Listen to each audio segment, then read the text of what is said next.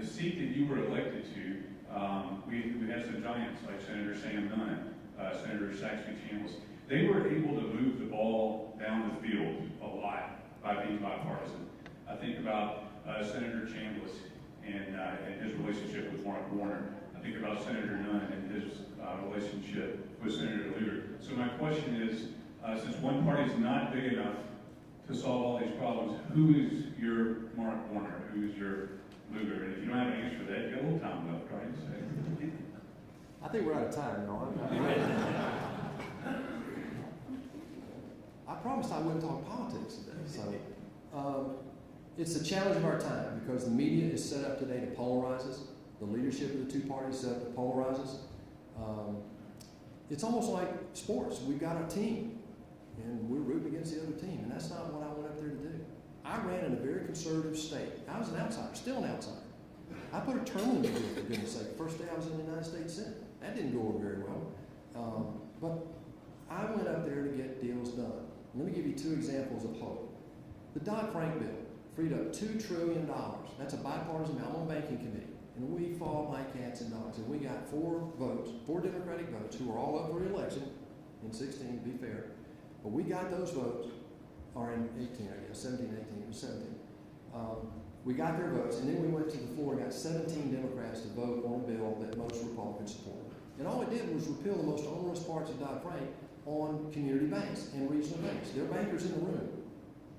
You know what Dodd-Frank did to community banks. We lost 17,000 community banks over that decade. So that just reversed, that was bipartisan. The other was the Iran Review Act. Because it was not done as a treaty, we would never have known what was in the Iran Review Act. I was on foreign relations at the time, and we fought like cats and dogs there.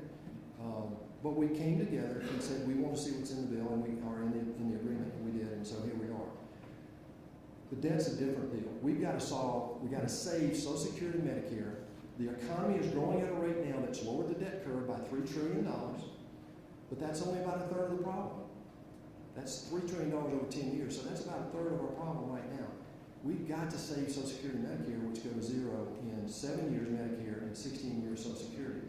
And that's not going to happen with one party. We saw health care. The Democrats said, okay, we had a super majority in 9 and 10. And they perpetrated, that's a partisan word, I promise not to use it. No, well-intended, they put the Affordable Care Act in. Well, the Republicans said, no, that's not working, so we'll repeal and replace. Well, we couldn't quite get the votes to do that either.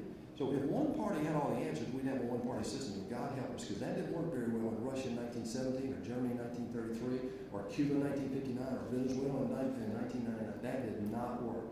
It won't work here. The strength of America is in our diversity. The two-party system works, and if any party changes that or tries to talk about changing that, you better be very worried. Look, I'd love to tell you I've got a favorite go-to Democrat, but I don't. Because leadership is so profound, they align like iron pellets really behind a magnet, unless you have a really gut-wrenching issue. And I'll give you a good example. I went to the president on the DACA situation.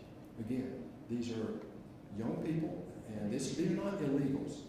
These are people who have not violated a federal law, and the Democrats wanted 600,000 work permits for 10 years so they could have some certainty. Okay? With the president, we started talking about that. We were trying to get a merit-based immigration like Canada and Australia put in 30 years ago. So I proposed that with Tom Cotton 2 years ago. And so we talked to the president, and he said, well, no, let's just go ahead and fix the problem. And so he offered up 1.8 million DACA recipients a pathway to citizenship.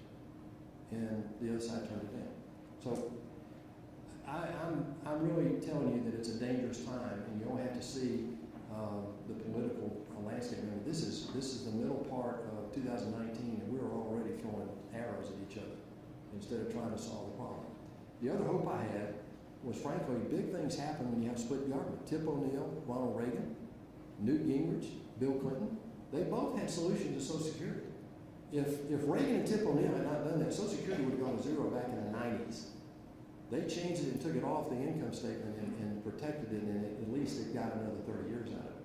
I hoped that Pelosi and Trump, two deal makers, they both have careers that prove they will make deals. That's where it's got to happen, because everybody else in the line